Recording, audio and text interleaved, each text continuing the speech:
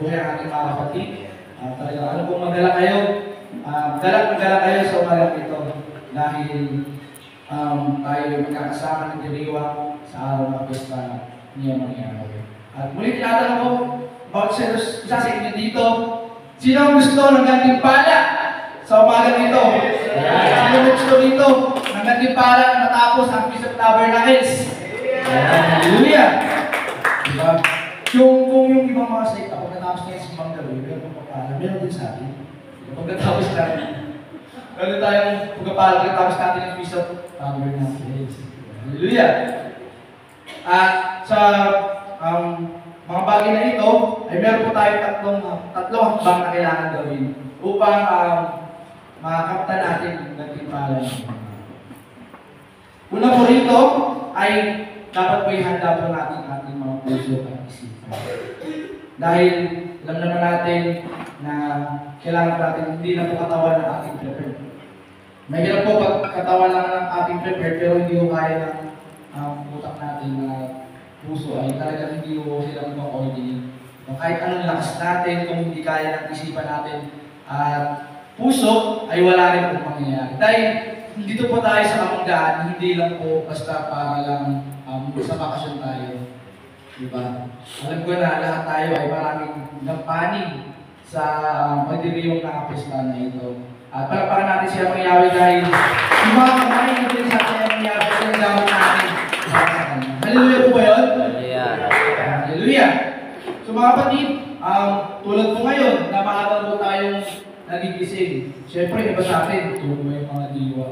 Yung iba sa atin, medyo meron pang inis na nararamdaman, lalo sa mga hindi pa sanay. Siyempre, iba yung gising mo sa inyo, iba din yung gising mo dito sa kapistahan niya mangyari. So dito maaga tayo nagigising, 5 AM pa lang, meron nang nagigising sa loob. Sa bahay, ano sa nagigising doon, diba?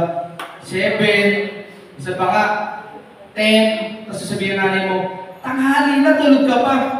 Diba? At dito, ang kailangan po, prepared po yung ating mga puso at isipan para po doon lang tayo nakatuon sa kung ano po ba yung goal natin sa kapistahan ng Yahweh.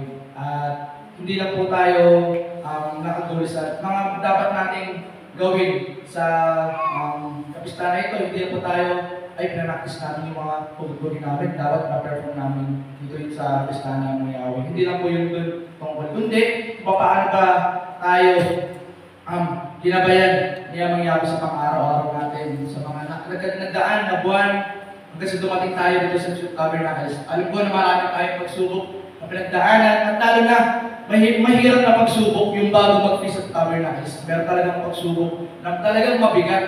Diba? Pero yung pipindiriyong natin ngayon, na inaalala natin na tayo pinapatnubay niya mangyayari. Sabi nga sa Deuteronomy chapter 8, verse 2, alalahanin mo kung paano pinagnubayan ka niya ang Yahweh sa iyo. Ngayon din po yung ganito po ginawa sa bayang Israel. So, ayun po yung nare-remind sa kanila niya mangyayari na kahit sila ay nasa ilang, sa wilderness sila, naglalakad sila, ay nandun pa rin yung presensya niya mangyayari sa kanila. Diba? Nandun po yung liwanag na kahit madilim, nandun yung kaliwanagan ni Yahweh. Yung tipong inaalala mo kung paano binigyan niya ng Yahweh yung liwanag na dahil ka na sa dilim. Kung paano sinusustain niya ng Yahweh yung pangangailangan mo. Yung tipong akala mo, walang-wala ka na. Yung tipong, ano kaya kakainin ko para bukas? Pero biglang darating yung biyaya niya ng Yahweh.